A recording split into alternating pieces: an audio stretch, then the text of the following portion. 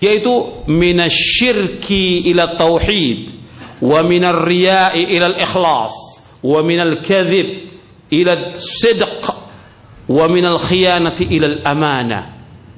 Kata Syekh Sa'di bahwa Nabi, dan seterusnya beliau sebutkan bahwa Nabi SAW membersihkan umat ini, yaitu apa yang tugas Nabi membersihkan umat, yaitu membersihkan mereka, mensucikan mereka dari kesyirikan, dari noda-noda syirik kepada tauhid, dari riya kepada ikhlas, dari berbagai macam kedustaan kepada kejujuran, dari khianat kepada amanah, dan yang lainnya.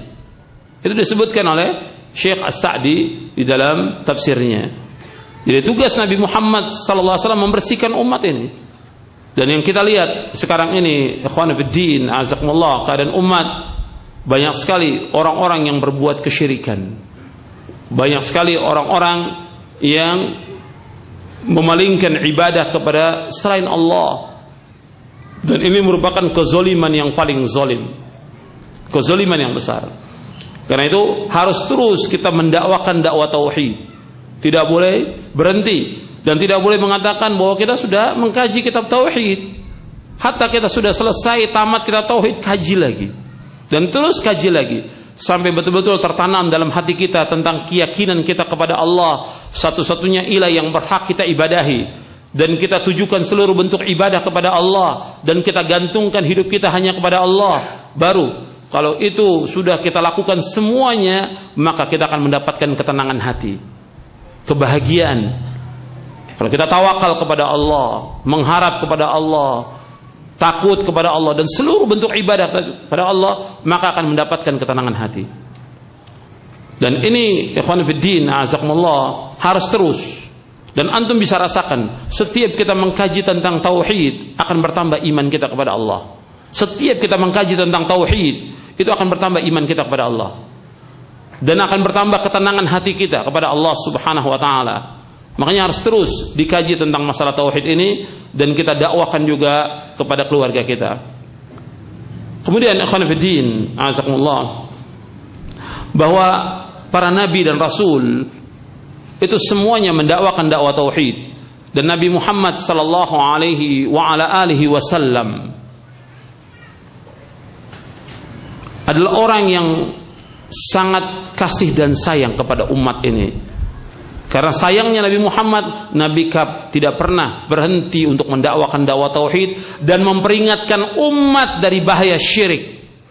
Karena sayangnya Nabi kepada umat ini.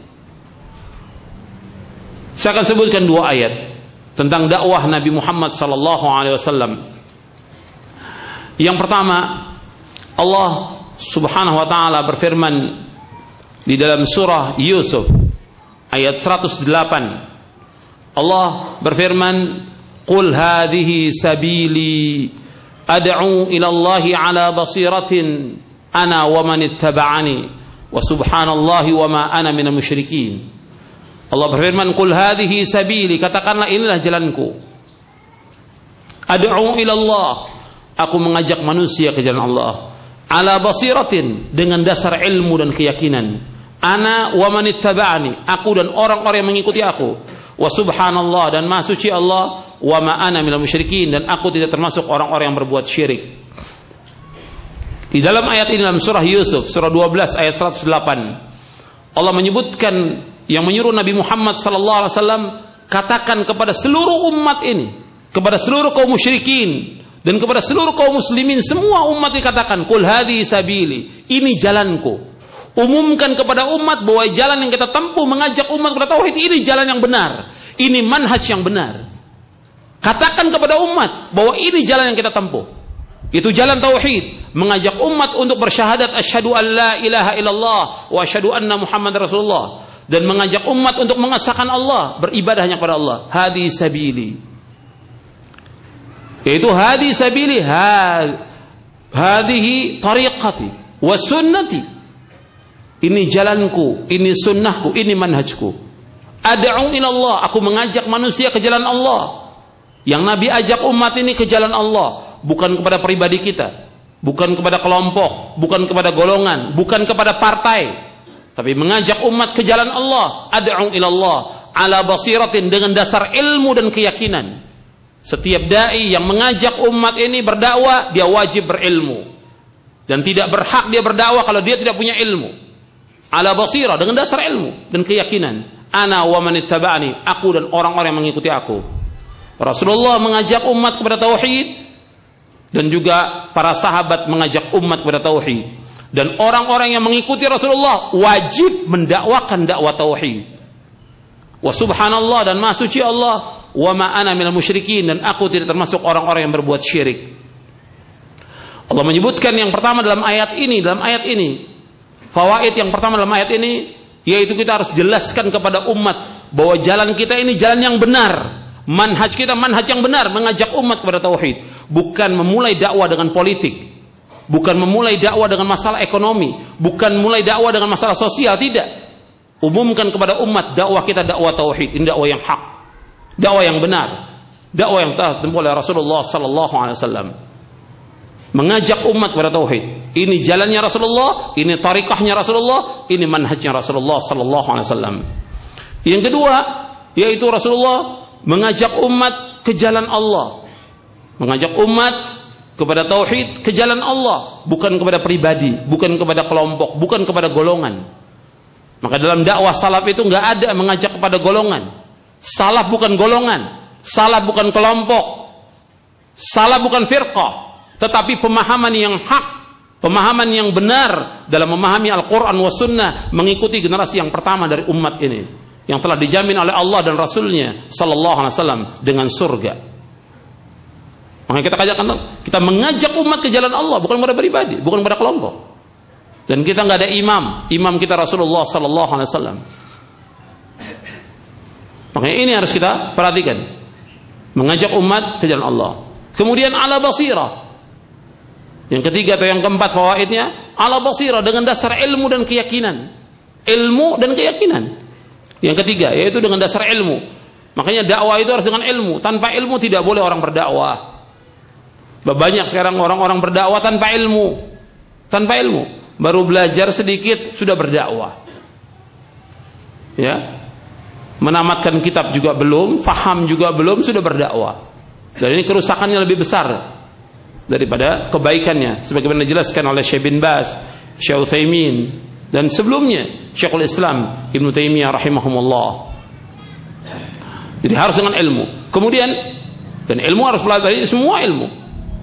Yang pokoknya ilmu syar'i tentang Al-Quran wa Sunnah ala fahmi salaf.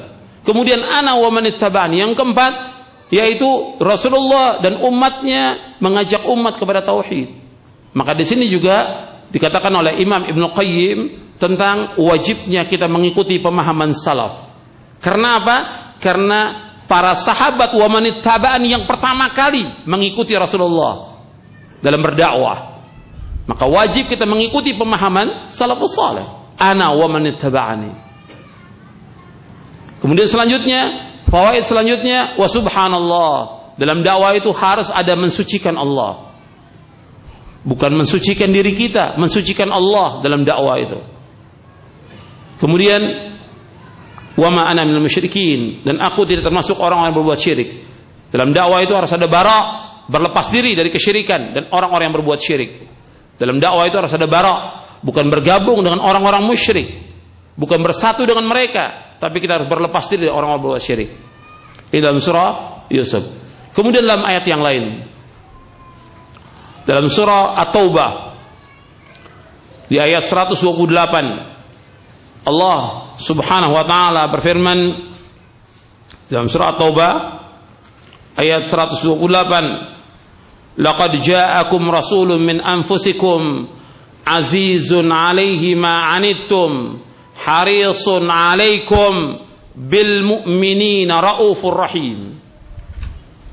Laqad ja'akum, sungguh telah datang kepada kamu rasulun, seorang rasul, min anfusikum, dari diri kalian, azizun 'alaihi ma 'anittum, menyusahkan dia apa-apa yang menyusahkan kalian, harisun 'alaikum, berkeinginan keras untuk memberikan hidayah kepada kalian, bil mu'minina raufur rahim, dan sangat kasih dan sayang kepada orang-orang yang beriman. Di dalam ayat ini Allah menyebutkan tentang Rasulullah sallallahu alaihi wa ala alihi wasallam. Telah datang kepada kalian seorang rasul dari diri kalian, dari kalangan orang Arab dan dari jenis manusia, bukan dari malaikat.